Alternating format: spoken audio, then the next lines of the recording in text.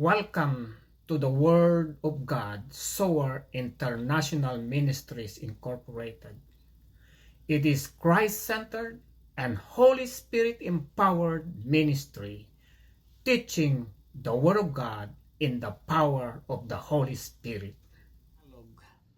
Ang lesson natin ay bakit mahalaga ang kabanalan sa ating buhay.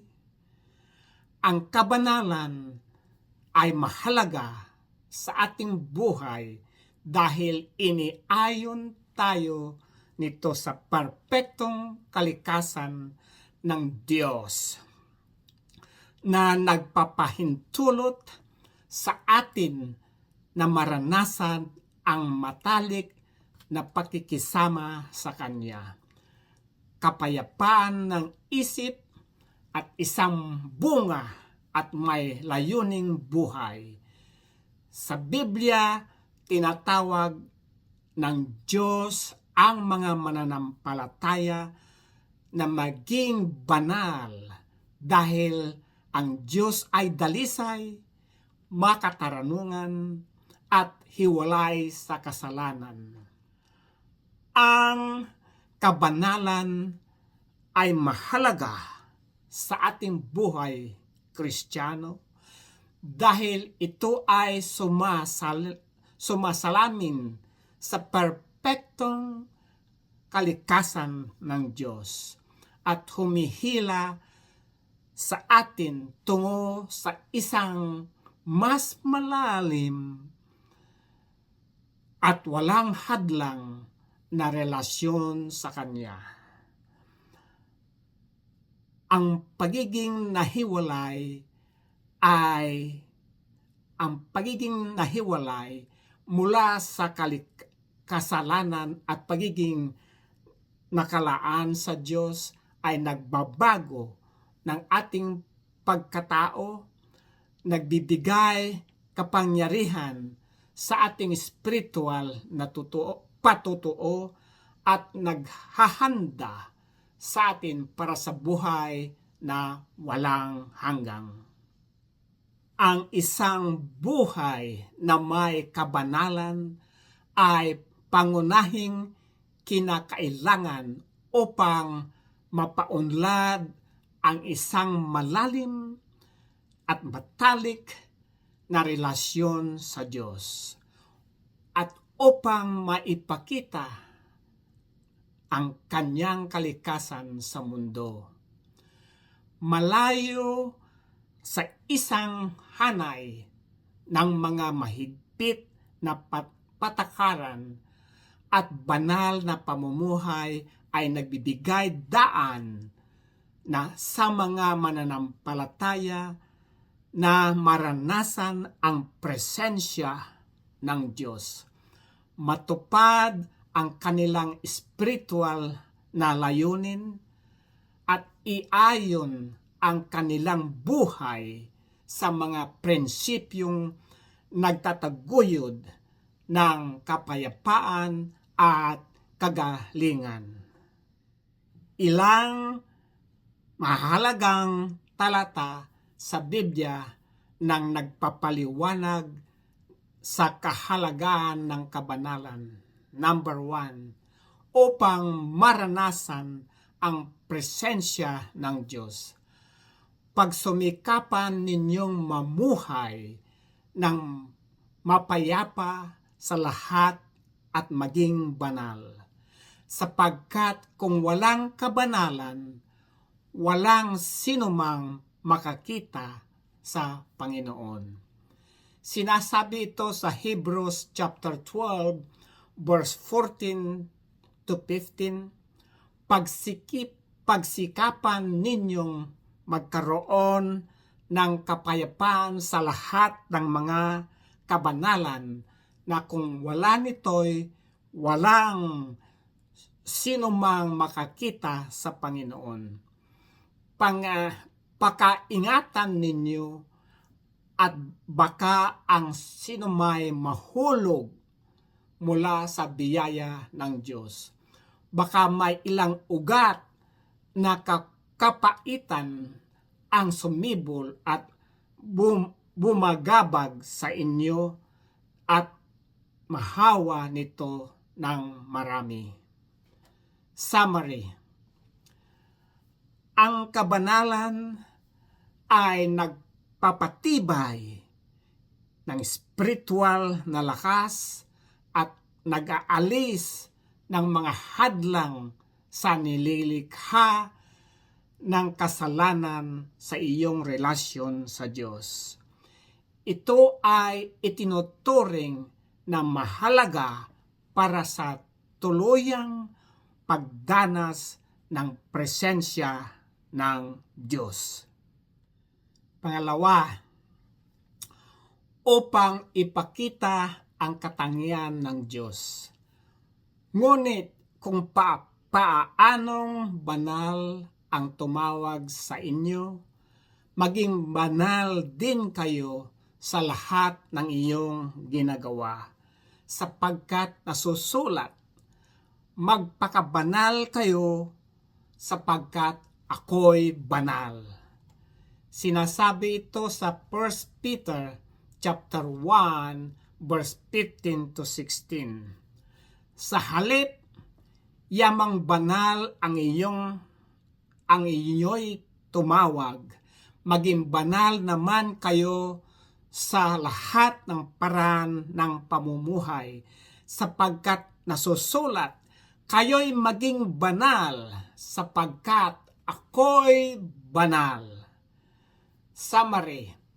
Dahil banal ang Diyos, tinatawag niya ang kanyang bayan na maging banal bilang pagpapahayag ng pag-ibig at debosyon.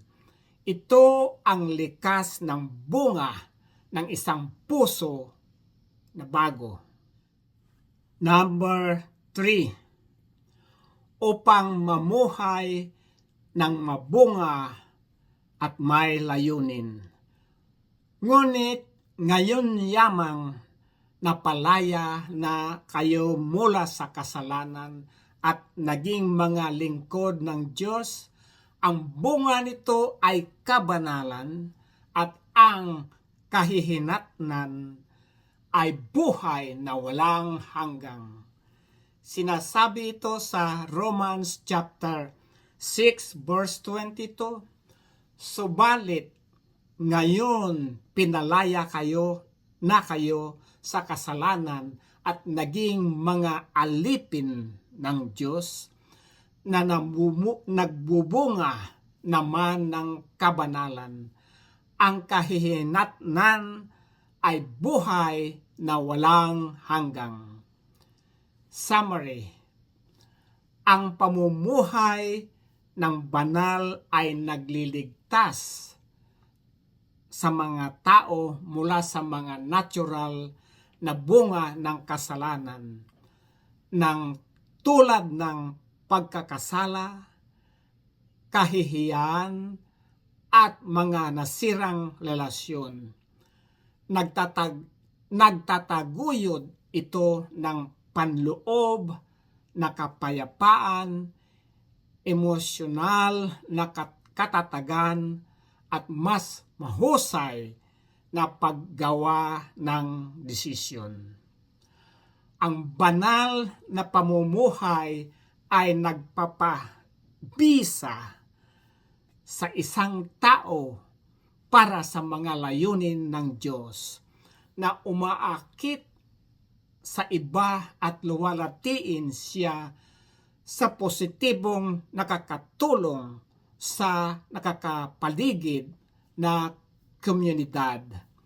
Sa halip na tanggain makamit ang kabanalan sa pamagitan lamang ng pagsisikap ng tao, ang pamumuhay na ito ay tinitignan bilang isang pakikipagtulungan, paglalakbay kasama na ang banal na espiritu. Number 4. Pinoprotektahan nito ang ating spiritual na paglalakad. Ang kabanalan ay nagsisilbing pananggalang laban sa pagkahulog, sa tukso at sa mga bunga ng kasalanan.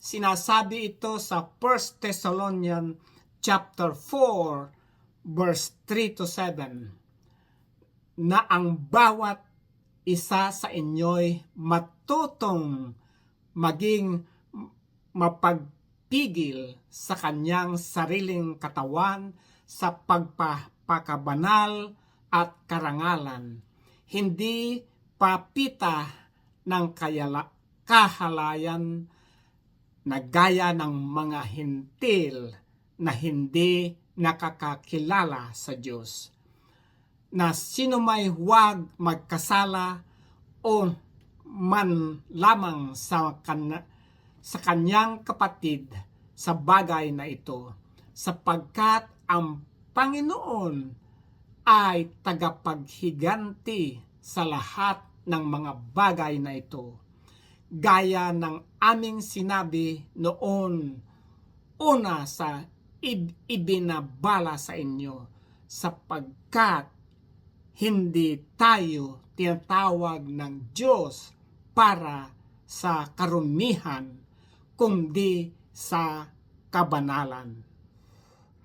Number 5. Pinalalim nito ang inyong relasyon sa Diyos at sa ating panalangin. Ang kasalanan ay lumilikha ng hadlang sa ating relasyon sa Diyos, samantalang ang kabanalan ay nagbibigay sa atin ang kumpiyansa at kalayaan sa ating panalangin. Sinasabi ito sa Psalms chapter 91 verse 14 to 16, sapagkat siya ay kumapit sa akin na may pag-ibig, ililigtas ko siya, iingatan ko siya, sapagkat ang aking pangalan ay nalalaman niya. Siya ay tatawag sa akin at sasagutin ko siya. Ako'y magiging kasama niya sa kabalisahan. Sasagipin ko siya sa pararangalan ko siya. Ang aking bubusugin siya ng mahabang buhay at ipapakita sa kanya ang aking pagliligtas. Summary. Sa tuwing ikaw ay tumatawag sa Diyos, ibig sabihin ay nanalangin ka sa Kanya at humihingi ng protection, gabay at direksyon, tiyak na tutugunin niya ang iyong panalangin dahil ikaw ay banal at hindi naputol ang iyong ugnayan sa Kanya. Ang inyong buhay bilang isang Kristiyano ay napupuno ng mga pagpapala at mahabang buhay. Final summary. Kung paanong kinakailangan ang kabanalan sa bayan ng Diyos sa lumang tipan, ngayon din ito'y kinakailangan sa kanyang bayan sa bagong tipan. Hindi nagbago o nabawasan ang hinihingi ng Diyos na tayo'y maging banal. Ito ay kinakailangan para sa ating kaligtasan.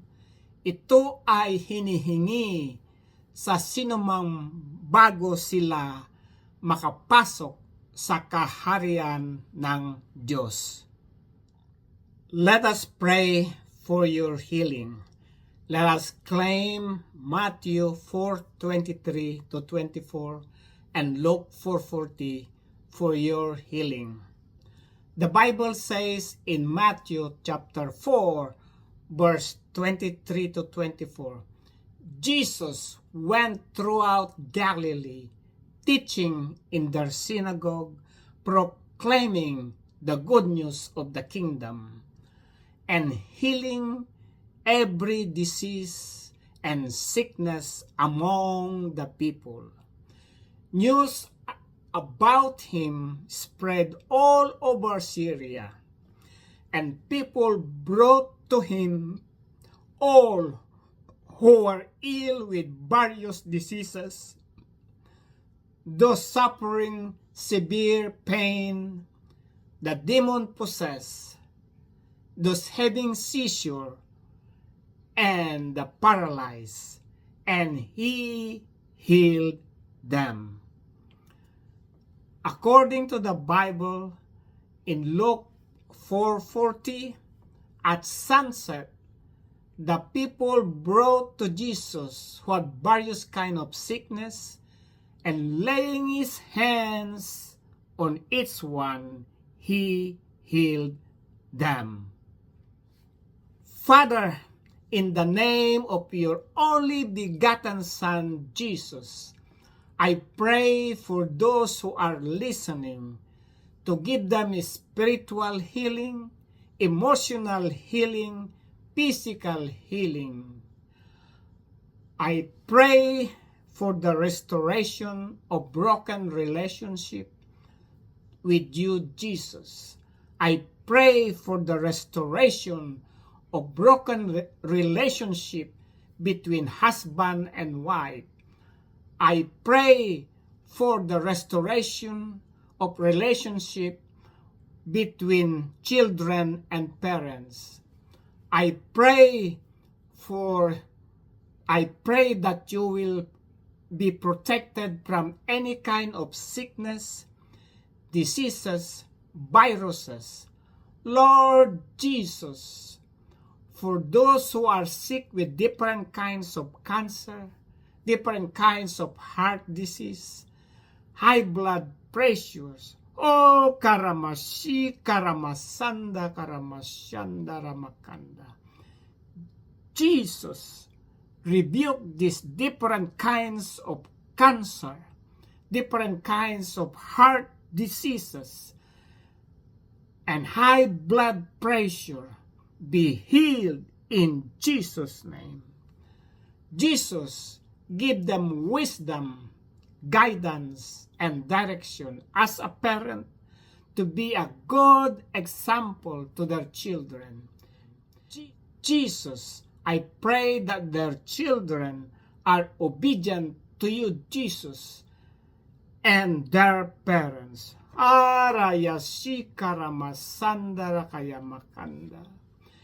Jesus, cover them with your most precious blood. Forgive their sins, O God. Jesus, bless their families, those who are studying in elementary, high school, and universities. Give them wisdom to have good grades.